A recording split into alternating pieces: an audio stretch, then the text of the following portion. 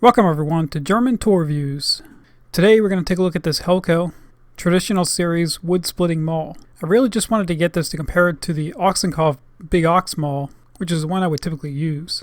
This would be my 5th splitting axe. I know, probably more than I'll ever need, but I'm always up for trying a new one because they all do feel slightly different. And doing these reviews gives me an excuse for getting more. So let's go ahead and get right into this.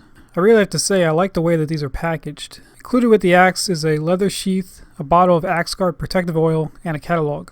It wasn't quite clear where these are assembled because while the head is forged in Germany, the handles are made in Switzerland and the leather sheath is tanned in the USA. This is from Helko's traditional line of products, whereby the heads are made much in the same fashion that they've been for hundreds of years. They are forged using an open die process, that is the same way that metal is formed by a traditional blacksmith. These days when you hear that a tool is forged, it is almost always with a closed die, and 1 or 2 hits with a massive hydraulic hammer. The next step in the process is that around 30 millimeters of the blade edge is tempered and hardened to around 55 HRC. This edge would then be worked through a grinding and buffing process to produce the sharp working edge. One thing I probably would have liked to have seen is the actual blacksmith make their own signature mark. This is something that you would often see in antique furniture production. The term traditional in this sense refers to the shape of the head being that of the wide-bit German pattern. There's another line of products from the classic line that is manufactured much the same way but uses the US felling head pattern. The point of these two lines is that you're getting what essentially is a handmade product and no two heads will be exactly the same.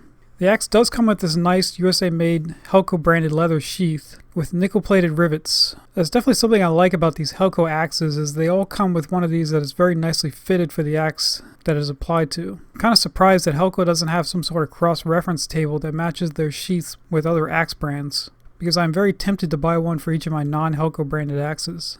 As mentioned before, most of the head will have this traditional hand-forged finish. If you look closely, you can definitely see the tooling marks. There was one noticeable chip that I'm not sure if this was supposed to be hammered out or not. The weight of the head is advertised at 3 kilograms or 6.6 pounds. Now talking about this striking guard, which I had a couple of issues with. While it's a nice thing to have, I don't know why you wouldn't put it on both sides, considering both ends will be used. I guess you need to make sure you never miss when using the hammer end. The second issue is that it looks like one of these screws was already partially stripped. The fact that they're using these tiny screws here doesn't really scream quality. Now looking at how the axe is hung, we see a combination of a traditional wooden curved wedge and a steel ring. I would have also liked to have seen a cap put on this because I feel that helps prevent any moisture from getting into that end grain and causing it to prematurely loosen. Now onto the handle. These are made from the US hickory species with the Helko branding ink stamped near the axe guard. This particular handle does not have any curvature to it, with the only distinguishing feature a small notched area at the end. Per the catalog, these are supposed to be sanded to 150 grit, but I will tell you that it felt much rougher than that, more like 80 or 100. It was almost to the point where you probably would have to use gloves, at least for a little bit. I guess you don't have to worry about it slipping with this rough of a surface. This is much different than the Vario 2000 series, which has a varnish surface on their handles. Now to actually put this to use, I had some interesting initial impressions. I will tell you the first couple of swings with this, I wasn't really all that impressed.